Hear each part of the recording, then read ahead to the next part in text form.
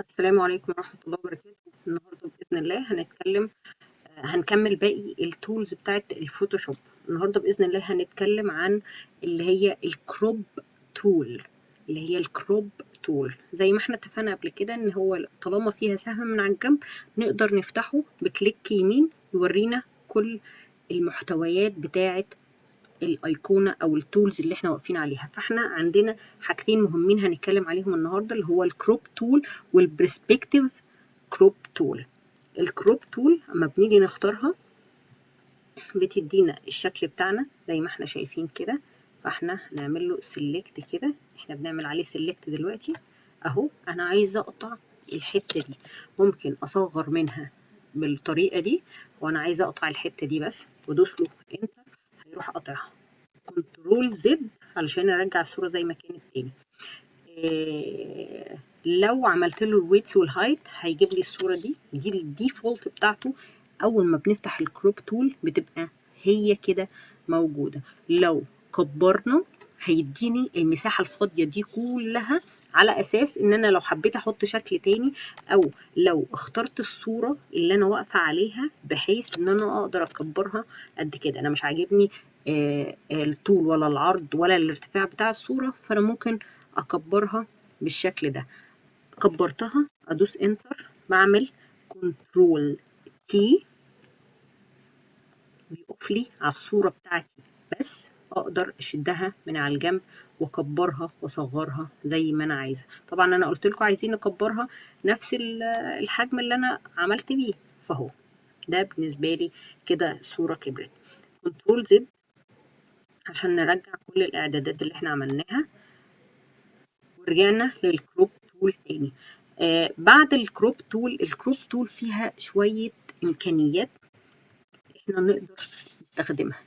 فإحنا اخترنا الويتس والهايت والريزوليوشن وهو عمل لي كده، فإحنا هنجيب الصورة بتاعتنا تاني كده ماشي. فنقدر نختار أي واحدة من دول فيهم. اختار لي إمكانيات، بس هي الكروب تول إحنا ما بنحتاجهاش في حاجات جامدة قوي، علشان غير اننا عايزين نقص الصورة بتاعتنا وندوس انتر فرجعت الصورة زي ما كانت. بس هي فيها ميزة كويسة جدا، ان احنا لو اخترنا الكروب تول هيفتح لنا نفس الحواف اللي هو فتحها دي، علشان نقول له بعد كده ندوس على دي سترينج ونروح شادين من النقطة دي للنقطة دي، هيروح عاكس لنا الصورة وجايب لنا الحتة بتاعت الصورة مايله، بحيث ان انا لو قلت له انتر ان انا قلت له اوكي واجيب لي الصوره بالشكل الجديد بتاعها. ف دي ميزه ممكن نستخدمها بعد كده. يا عالم ممكن نستخدمها في ايه؟ نعمل كنترول زد علشان نرجع للصوره زي ما كانت تاني. عندنا اوبشنات هنا بقى، هو انت والله عايز الكروب يبقى شكلها عامل ازاي؟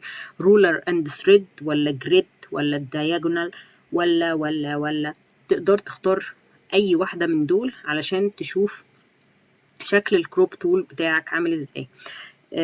اللي تحتها برسبكتيف كروب تول هي نفسها، بس كل الموضوع انا عايزه الحته دي بس، انا بسلكته عليها، هو خفى الحتت اللي ورا كلها، ادالها شادو كده اكنه طفاها وساب لي الحته اللي انا عامله عليها سيلكت بس.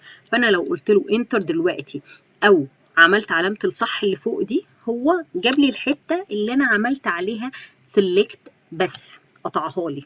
كنترول زد عشان نرجع للصوره بتاعتنا تاني. انا مثلا عايزه الجبل الصغير اللي هناك ده بس، طفالي كل اللي ورا وساب لي الحته الصغيره اللي انا عملت عليها سيلكت هي اللي مفتوحه ماشي. ادوس انتر هو جابها لي.